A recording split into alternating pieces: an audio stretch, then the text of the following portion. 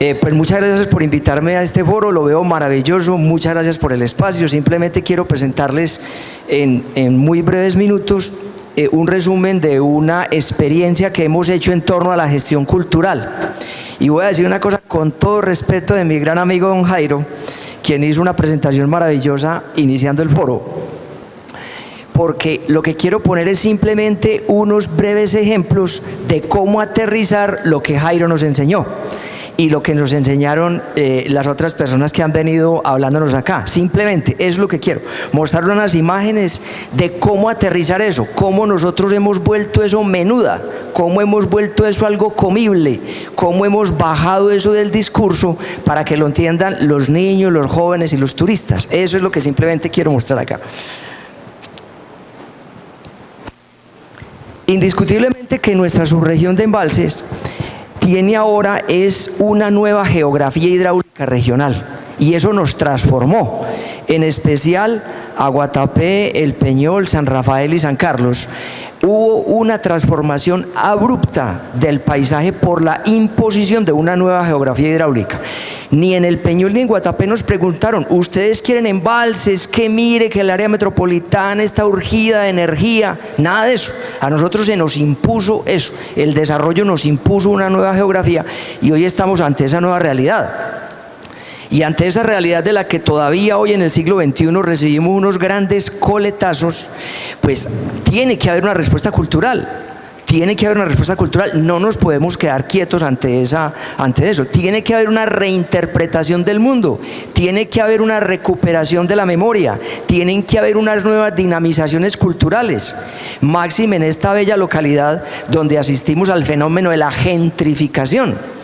Es que si hay un exponente mundial de la gentrificación es acá, con todo respeto. Y entonces eso hace que tenga que haber un movimiento cultural fuerte, que tengan que haber unas importantes respuestas.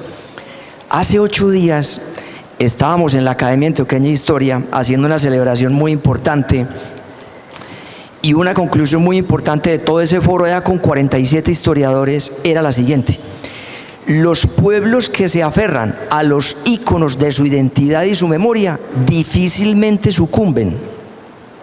Hoy más que nunca es muy necesario volver los ojos sobre ese trabajo de la identidad, de los íconos de la memoria, fortalecerlos y llevar la mirada de las comunidades hacia ellos, para que eso no genere unas transformaciones demasiado abruptas en nuestros pueblos. Y eso es lo que hemos venido haciendo. Por ejemplo, yo coordino, como ustedes saben, el Museo Histórico del Peñol, que es un voluntariado cívico y que nació a partir del programa de recuperación de la memoria cultural entre los años de 1995 y 1996. Posteriormente también se hizo aquí en Guatapé ese programa. Nosotros allá simplemente lo potenciamos mucho con la experiencia de otros municipios donde se logró.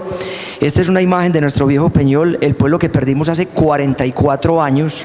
Sí, nosotros perdimos, ahora tenemos un sistema de módulos, sí, con el rompimiento de un tejido social, de una economía y una cantidad de cosas que hubo, pero el trabajo cultural ha hecho que nosotros volquemos la mirada otra vez sobre nuestras nuevas realidades y con la ayuda de los compañeros de teatro, de los músicos, de los artesanos y de todas las demás expresiones culturales como las danzas, los videos y otras cosas, podamos ir renovando esa memoria, para mirarla no como una nostalgia del pasado, sino como un activo del presente que nos tiene que servir para construir con esperanza el futuro. Es que esa es la utilidad de la historia y la memoria, no mirarla como esa nostalgia del pasado.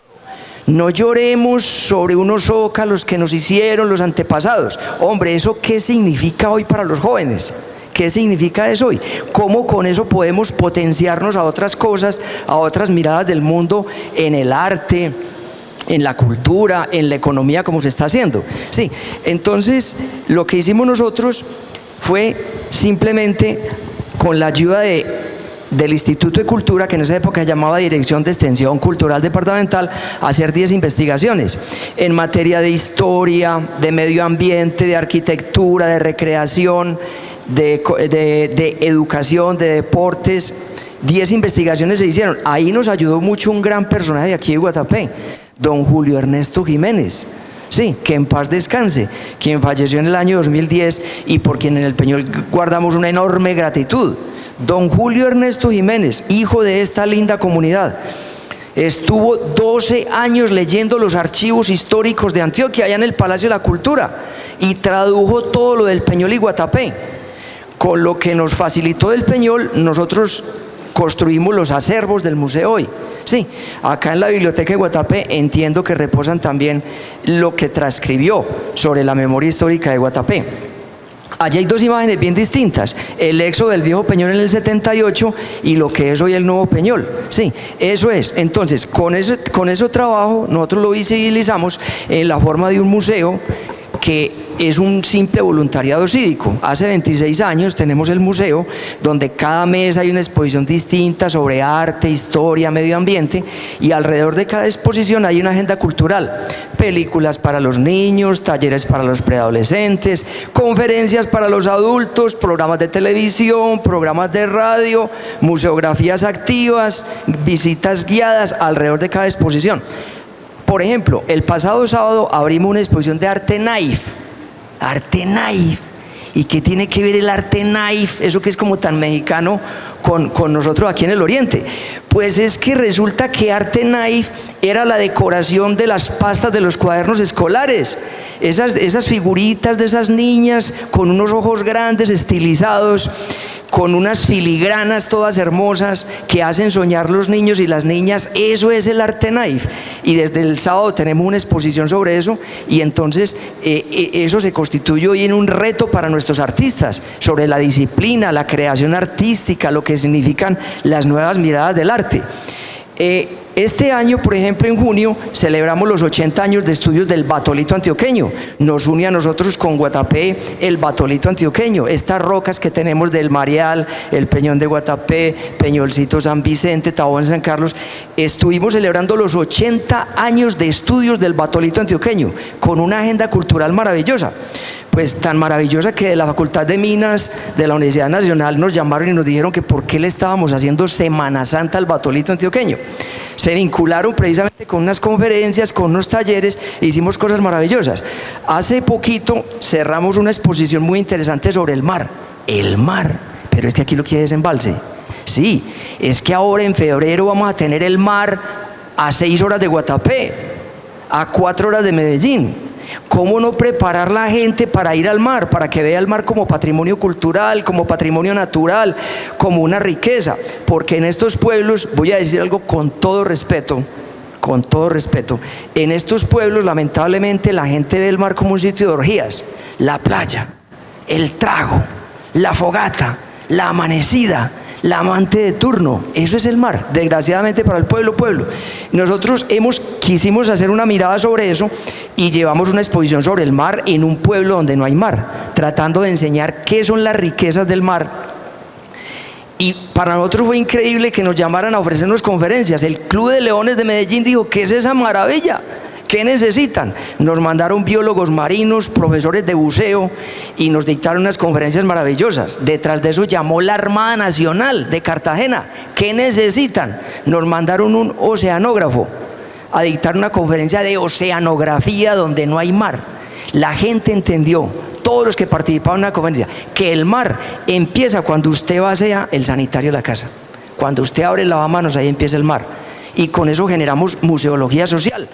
Sí, y creo que ese es el trabajo de los gestores culturales, volver esas cosas de los laboratorios, de las universidades, volver eso algo para el pueblo.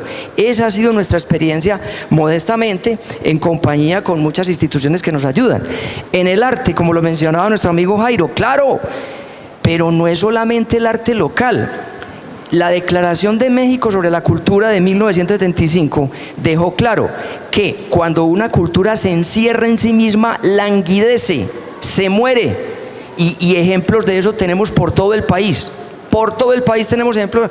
Nuestros artistas tienen que dialogar con otros artistas. Nuestros museos tienen que tener exposiciones de muchas otras partes. Tenemos que hacer diálogos científicos, diálogos culturales y diálogos de otros géneros para que eso nos enriquezca, ¿sí o no? ¿Cómo aprovechar las migraciones para eso? Ahora les voy a hablar un poco de cómo con las migraciones hemos logrado también generar eso. Entonces, aquí tenemos, por ejemplo, nuestra sala principal, donde evidentemente rotamos constantemente exposiciones, ¿sí? y vamos trabajando enriqueciendo los acervos. Nosotros no somos empleados, no somos contratistas, no pertenecemos a ninguna nómina, somos voluntarios cívicos. Nosotros lo que tratamos de hacer en el museo, 18 personas que somos allá, es simplemente tratar de hacer realidad ese dicho paisa que ustedes conocen mejor que yo: es mejor tener amigos que plata. Es mejor tener amigos que plata. Y allá, Jairo fue testigo de eso allá en el museo el año pasado, sí, porque es mejor tener amigos que plata. Tenemos una red de pequeñas instituciones que nos ayudan a traer exposiciones con la agenda cultural, la emisora local nos ayuda con un espacio, el canal de televisión nos ayuda con un espacio, Preven Servicios nos ayuda a publicar investigaciones, Creafan nos ayuda con otra cosa, la administración municipal con un pequeño convenio nos da los gastos de aseo y de mantenimiento de la edificación, y eso es lo que hacemos. Y en ese sentido hemos logrado hacer los acervos pues del museo. Nuestro objetivo ha sido desde la gestión cultural hacer del museo un símbolo. ¿Qué hace una sinagoga en un pueblo tan conservador como es el Peñol? Una sinagoga. Es que el edificio tiene forma aparente de sinagoga. Ustedes saben que a los judíos les perdonaron la Santa Inquisición en la época de la colonia con 3 condiciones. No podían tener grandes extensiones de tierra, no podían tener esclavos y no podían construir sinagogas. Visualmente el edificio del museo es una sinagoga en un pueblo bien conservador como es el Peñol, por hablar de eso.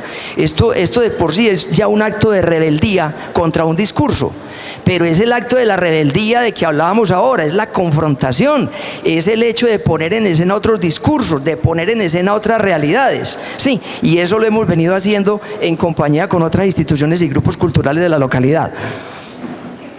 Estos son parte de nuestro grupo, sí. Todos operadores del museo, como ustedes se dan cuenta, son personas de distintas edades.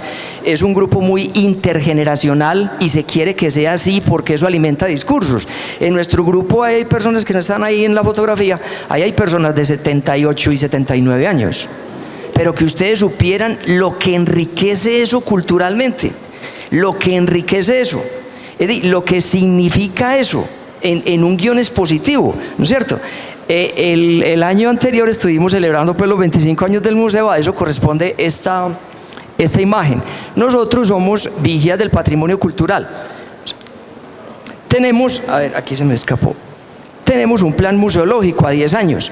Nosotros hicimos un plan museológico con la ayuda del Ministerio de Cultura y sabemos qué vamos a hacer en los próximos 10 años. Sí, nosotros cada año en enero consultamos qué vamos a hacer, evaluamos tareas, las ajustamos y vamos para adelante con esa bitácora. Y eso nos permite crecer, El museo tiene como propósito promover procesos generando ideas de transformación social y fortaleciendo la identidad mediante activaciones museográficas que contribuyan a la educación de una ciudadanía analítica y participativa. ¿Qué quiere decir eso? Que nosotros no divinizamos objetos, nosotros no le hacemos culto a los objetos, ¿sí o no? Establecemos la relación en qué tiene que ver una vasija precolombina del siglo V antes de Cristo que está en esa vasija con un joven de la institución Nuestra Señora del Pilar que acaba de visitarnos en el museo. Y tratamos de hacer ese discurso. Para usted eso ¿qué quiere decir? ¿A usted eso qué le representa?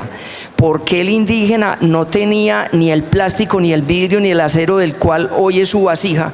¿Y por qué hoy usted sí lo tiene? Sí, y cómo en esa época tenían las tecnologías totalmente diferentes. Entonces el objetivo es hacer museografía social, museología social, sí, la museología que llegue al pueblo, que la entienda, que la discuta, sí, eso es lo interesante de eso. Hoy por hoy existe mucho esa tendencia. Hemos hecho una dinamización de las artes, hemos tratado de hacer del pueblo un nicho de artistas, pero le hemos dicho a los artistas, hombre, no nos haga artes que no entendamos, más bien con sus creaciones potencien nuestra identidad, potencien nuestra historia, potencien nuestros procesos sociales, y lo hemos ido logrando en trabajos como este del maestro Carlos Osorio, sí. Hay una agenda cultural permanente, como les decía, de mucha exposición, de mucha actividad, de mucho videoforo, y eso ha hecho que ese trabajo se complemente con el trabajo que hace la Casa de la Cultura, con lo que hacen los grupos de teatro, con lo que hace el Parque Educativo Raíces, y hace que la comunidad tenga permanentemente una agenda cultural. Exacto, ahora ahí estaban ustedes. Miren, por ponerles un ejemplo, hoy por hoy cobra gran importancia el discurso axiológico, el discurso de los valores.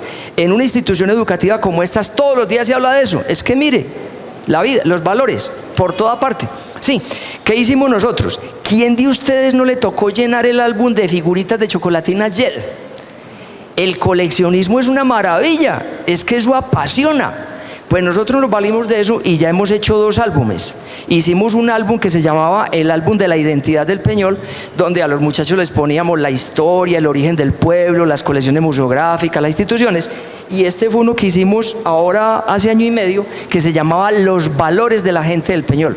Hicimos unos foros donde la gente se puso de acuerdo cuáles eran los valores sociales más importantes de la comunidad. Escogimos las personas o las instituciones que representaran esos valores, publicamos el álbum y el álbum evidentemente sirvió para la cátedra de educación en valores, sí, de ética y valores en el colegio. Y ese coleccionismo, perdón la expresión, pero aquí los niños y los jóvenes lo entienden, eso encoña. Yo me imagino un álbum con los zócalos de Guatapé. ¿Ustedes se imaginan? Eso sería maravilloso. Uno decir que tiene el zócalo de los Zuluaga, el zócalo de los Jiménez, el zócalo de los Hidárraga, el zócalo de la casa cural, sería maravilloso, sí, en figuras, y tener ese gran álbum con el cual se podría incluso fortalecer mucho el tema de la cátedra de historia y de historia local acá en el municipio. Los niños interactúan con eso. Miren, es que el álbum no se queda solamente en el colegio o en la escuela, el niño se lo lleva para la casa y se vuelve un cuento muy interesante, porque entonces nosotros entregábamos las figuras cada 8 días y era la familia cuando salía de paseo de fin de semana los domingos que iban con el niño al museo por las figuras del álbum. Sí, por las figuras del álbum. Entonces se volvía todo un paseo familiar, ir cada 8 días por las figuras al museo, visitaban la exposición, veían la actividad cultural de turno, se llevaban las figuras y hacían todo un trabajo en la casa alrededor de eso mismo, el mismo niño, la misma niña. Sí, de esos álbumes, por ejemplo, del primer álbum pusimos a circular 3.500. Les va a parecer increíble, nos llamó la secretaria privada del gobernador en esa época y nos dijo, el señor gobernador quiere llenar el álbum. Nos tocó llevarle el ejemplar a la gobernación y le gustó mucho. Sí. Hacemos intercambios con otras instituciones y con otros grupos semejantes. No tenemos plata, pero sí podemos hacer intercambio con grupos pares. Entonces hemos ido, por ejemplo, al Museo Geológico Nacional a Bogotá, al Museo Geológico, hemos alternado con otros grupos de vigías en el Huila, en Santander, en Boyacá. Hace 3 meses tuvimos un intercambio muy interesante con unos vigías del patrimonio en la costa, y eso enriquece. Esos viajes se consiguen con proyectos, haciendo gestión cultural. Sí, ya voy terminando. Con los migrantes tenemos todo un reto, con los migrantes. En esos migrantes hemos hecho unas reuniones con ellos y hemos encontrado personas interesantísimas. Hemos encontrado gente del sector salud, hemos encontrado geólogos, artistas de gran calidad, hemos encontrado historiadores y los hemos acercado a nuestro movimiento. Y que ustedes supieran lo que eso ha representado, acercar todos esos migrantes. Creo que sería una experiencia maravillosa en un municipio como este, donde se reciben tantísimos turistas, ¿sí o no? Y cómo ir haciendo una selección, un tamizaje de ellos y que ellos potencien mucho más la actividad cultural que aquí se hace. Nosotros tenemos todos los sábados un programa que se llama Responsabilidad Planetaria, con preadolescentes, donde trabajamos el tema del medio ambiente y eso se llama Responsabilidad Planetaria. Ese programa ha sido de tanto éxito porque es un programa diseñado por compañeras voluntarias pedagogas que nos ganamos un premio por allá de la cooperación suiza, y eso lo que hizo fue potenciar mucho más el programa. Y los sábados el museo es de los niños, los pelados están los sábados allá viendo el programa de medio ambiente llamado Responsabilidad Planetaria, que incluso nos tocó bajarlo a niños de 6 años, a niños y niñas de 6 años. Nos tocó dosificar eso, porque el programa llegó a tener una grandísima demanda y eso hizo pues de que fuera muy exitoso. Esto tiene que ver algo con lo que les decía del mar, sí, que es interesante. La historia sirve para hacer una proyección entonces de intereses, de concepciones propios de sociedades diferentes con valores y funciones distintas. El conocimiento del pasado colectivo es fuente de instrucción cívica, intelectual y moral. No miremos el patrimonio como esa nostalgia del pasado, sino como ese activo del presente para traer valores al día de hoy, pero no añejos, sino con un espíritu vivificado. No se trata de mirar el pasado y decir, vea lo que hacían nuestros viejos, vea cómo cantaban, vea cómo lloraban, vea cómo celebraban un cumpleaños y reírnos de eso, sino qué cosas interesantes habían ahí, cómo renovar esa costumbre y cómo potenciar eso en bien de las nuevas generaciones. Sí, la memoria compartida de un pasado es fuente de cohesión social, genera un efecto psicológico afectivo que produce simpatía y afinidades colectivas, bases indispensables para construir sociedades imaginadas. Tenemos, como lo decía ahora Jairo, tenemos que pensar en cómo va a ser el futuro de esto. Tenemos que soñar el Guatapé del año 2100. Tenemos que soñar cómo vamos a llegar allá. Sí, y aquí anotamos entonces de que, mire, con esta frase nosotros nos conseguimos un proyecto grandísimo. Esta frase es el resumen de un documento de 500 páginas. Yo los invito a que la piensen despacio, porque esta frase es mágica. Cuando nosotros descubrimos esto, dijimos, ese era el florero que necesitábamos para hacer actividad cultural. La memoria colectiva de un pasado, representado en sus personajes, sus hechos, es un componente decisivo del presente en cualquier sociedad mínimamente desarrollada.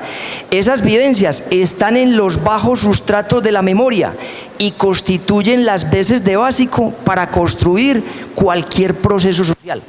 Cuando usted logra activar los bajos sustratos de la memoria de una comunidad, representado en su identidad, en su origen, usted con eso hace lo que quiera. Con eso hace lo que quiera. El secreto es ese. El secreto es ese. He ahí lo que decía inicialmente del tema de la identidad. En arqueología hemos hecho muchas cosas. Sí, nos soñamos todavía hacer aquí el reconocimiento arqueológico de Alto Verde, qué bueno, y de otras veredas de Guatapé, porque tanto aquí como en el Peñol el campo se nos urbanizó. Hay que correr a hacer esos trabajos de arqueología y de reconocimiento para que esas evidencias precolombinas no se pierdan. Esta es nuestra sala de arqueología. En geología básica tenemos todavía que profundizar mucho. Tenemos que hacer que esos íconos del batolito antioqueño, que aquí llamamos Peñón de Guatapé, Piedra del Marial en el Peñol, se constituyan en activos sociales, más que en filones para sacar plata. Eso, más que un sitio para sacar plata, tiene que ser un activo social. ¿Cómo lo vamos a hacer desde el punto de vista de la cultura? Tenemos que unirnos y pensar en eso, pero para hacerlo tenemos que conocer, tenemos que hacer geointerpretación. Aquí nos han enseñado los profesores, cuando uno no conoce una cosa, la pierde. Lo que no conocemos no lo poseemos, y no lo poseemos y lo perdemos, como decía Jairo, se lo van llevando. Esa es la importancia de hacer discurso geológico, de hacer discurso arqueológico, para que las nuevas generaciones vayan entendiendo eso. Tenemos una sala bolivariana, donde hacemos un discurso del Bolívar de la educación, del Bolívar civil, del Bolívar hombre de Estado. Hacemos intercambios culturales con otros países. Este fue un intercambio cultural con Corea y otro con Holanda, donde ellos nos han enseñado en pequeños foros cómo se hace gestión cultural. ¿Cómo hacen gestión cultural en Corea? Eso fue maravilloso. Maravilloso. ¿Cómo hacen gestión cultural en Holanda? Y cada que ellos vienen por aquí a eventos académicos, pues les abrimos nuestro espacio y ellos nos enseñan y nosotros les enseñamos y aprendemos mucho de ellos en ese sentido. Sí. Bueno, muchos intercambios culturales, como ustedes se dan cuenta, se hacen conciertos, se hace mucha actividad cultural, se hacen publicaciones, hacemos concursos de cuentos con Prevenservicios, allá cada año se hace un concurso de cuentos. Este año, con esta frase termino, Wilson, este año el concurso de cuentos que estamos promoviendo con Prevenservicios tiene por objetivo que la gente mire los convites, las mingas y las aguadulceras. En este momento el jurado calificador tiene todos los cuentos que llegaron y se premiarán el 13 de noviembre. Y cada año se hace eso. Nosotros hemos logrado, lo voy a decir con todo respeto y guardadas las proporciones, que en las veredas del Peñol, muchísimos campesinos a las 5 de la tarde cuelguen el asadón y se pongan a escribir cuentos. Que me digan dónde más hay de eso. Eso es maravilloso. Y hemos ido decantando un grupo de escritores campesinos maravilloso. Y hay unas creaciones, nosotros decimos concurso de cuentos, pero mentiras que los campesinos escriben en sus propias historias. Sí, eso es lo que nos llama la atención de eso. Sí, perfecto. Entonces, tenemos un programa radial, tenemos por ahí, están las instituciones que nos ayudan. Estos son los amigos que nos ayudan: el municipio, la Sociedad de Mejora del Patrimonio, Prevenservicios, el canal, las oficinas de contadores, el Instituto de Cultura y Patrimonio de Antioquia, la Fundación MUL, la Academia de Antioqueña de Historia, el Ministerio de Cultura. Estas entidades son las que hacen que con pequeños convenios simplemente logremos hacer esta gestión cultural a la cual los invitamos. Les agradezco mucho que me hayan escuchado. Muchas gracias. Gracias, Fran. Gracias, Wilson.